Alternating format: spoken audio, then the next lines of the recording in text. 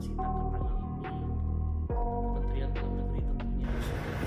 Kalau keluarga barangkali Pak, Ada pemeriksaan ini Pak. nggak ada bantahan Pak di pertahanan jalan. Makanya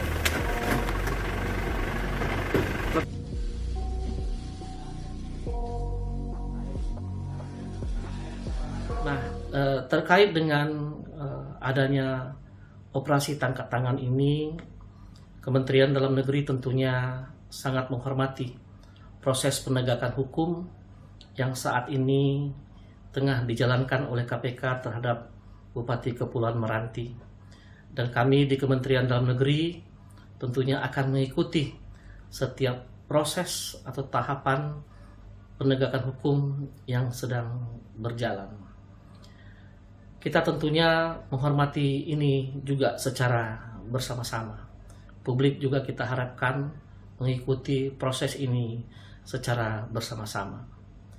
Nah, dalam konteks pembinaan dan pengawasan penyelenggaraan pemerintahan di daerah, Kementerian Dalam Negeri mempunyai tanggung jawab untuk melakukan dan memastikan agar penyelenggaraan pemerintahan dan pembangunan tetap berjalan di Kabupaten Kepulauan Meranti sesuai dengan Undang-Undang Nomor 23 Tahun 2014 tentang pemerintahan daerah.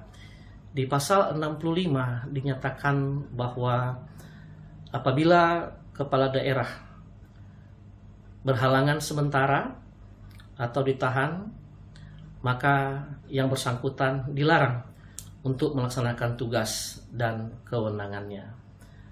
Dan pada pasal berikutnya, yakni pada pasal 65 ayat 4 juga lebih dijelaskan bahwa apabila kepala daerah ditahan atau berhalangan sementara, maka wakil kepala daerah yang akan melaksanakan tugas-tugas kepala daerah, atau dalam bahasa yang lebih sederhana, wakil kepala daerah akan menjadi PLT kepala daerah.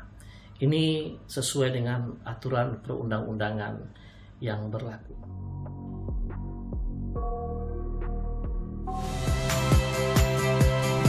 Saya Rahmat Ibrahim. Saksikan program-program Kompas TV melalui siaran digital, pay TV, dan media streaming lainnya. Kompas TV, independen, terpercaya.